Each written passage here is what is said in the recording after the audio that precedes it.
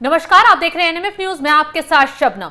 नरेंद्र मोदी कुछ ही देर में प्रधानमंत्री पद की शपथ लेने वाले हैं, लेकिन उससे पहले एनडीए के साथी दलों में विवाद खड़ा हो गया है। यह विवाद हुआ है एनसीपी में अजीत पवार गुट में। अजीत पवार गुट ने एक सीट जीती थी और अब दो सांसद उनके आपस में भिड़ गए हैं। दोनों ही मोदी कैबिनेट में जगह मांग रहे हैं। विवाद लगातार बढ़ता जा रहा है। तो अभिषेक, जिस तरीके से विवाद बढ़ रहा है उससे कहीं ना कहीं मोदी कैबिनेट गठन से पहले ही संकट खड़ा हो सकता है। मोदी कैबिनेट पर तो कोई संकट नहीं दिख रहा है, क्योंकि बीजेपी की तरफ से कह दिया गया है कि आपका जो आपको एक मंत्री पद मिल रहा है, जो भी मंत्री शपथ जिसको लेनी है आप नाम फाइनल करिए, हमें बताइए कि प्रफुल्ल पटेल लेंगे जिनका नाम पहले से चल रहा था, या फिर सुनील तटकरे शपथ लेंगे। वो आपका विवाद है, आप उससे सुलझिए। अब यहाँ ये ऐसे समझिए कि महाराष्ट्र की राजनीति जो है वो बहुत ही असुरक्षित राजनीति है, और वहां कब क्या हो जाए कोई नहीं जानता। कब चाचा को छोड़कर भतीजा आ जाए और पार्टी को भी लेकर आ जाए, नाम और निशान सब कुछ लेकर आ जाए। एनसीपी अजीत पवार जो है उसे इतनी उम्मीद नहीं थी कि वो एक ही सीट जीत पाएगी। अजीत पवार की पत्नी खुद चुनाव हार गई बारामती से, और जिस सीट से विधायक हैं अजीत पवार, उस सीट से वोट नहीं दिलवा पाए। सबसे बड़ी बात तो अभिषेक, जैसे ही चुनाव के नतीजे आए, अजीत पवार ने एक सीट जीती, तो उनका खबर आई थी सूत्रों के हवाले से कि बीजेपी से विवाद होना शुरू हो गया, क्योंकि ये तय नहीं था कि कैबिनेट में उनको जगह मिलेगी या नहीं। तभी से ही अजीत पवार नाराज बताए जाने लगे। अब ये चीज थोड़ी क्लियर होती जा रही है कि एक कैबिनेट मिनिस्टर मिल सकता है, जगह मिल सकती है। तो अब प्रफुल्ल पटेल और सुनील में विवाद खड़ा हो गया। तो कहीं इस तरीके का विवाद ये पत्ता तो नहीं कटवा सकता उनका? देखिए, जो नंबर गेम है, जो नंबर एनसीपी के पास है अजीत पवार की, उसके हिसाब से मुझे नहीं लगता कि उन्हें कैबिनेट मंत्री का पद दिया जाए।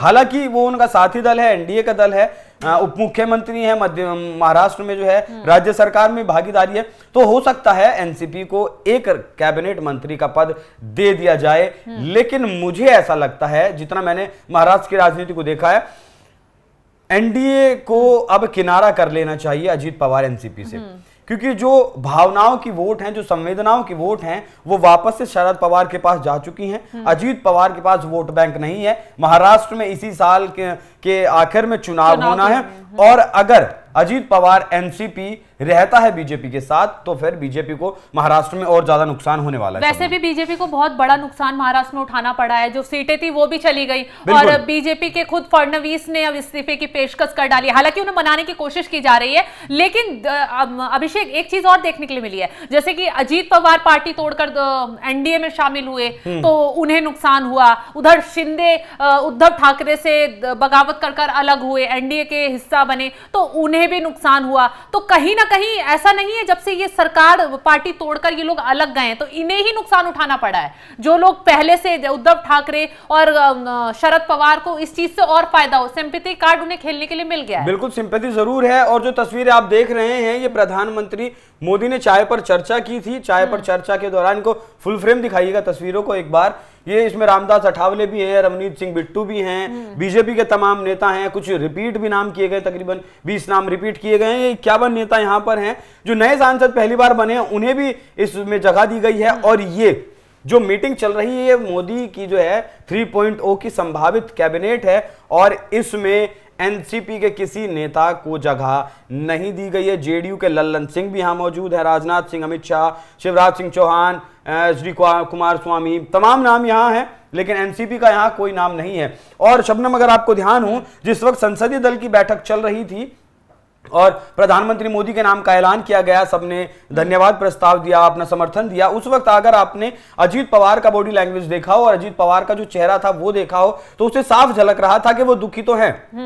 अब मुझे भी ऐसा लगता है कि अब बीजेपी की तरफ से भी इतना भाव नहीं मिल रहा है एनसीपी गुट को।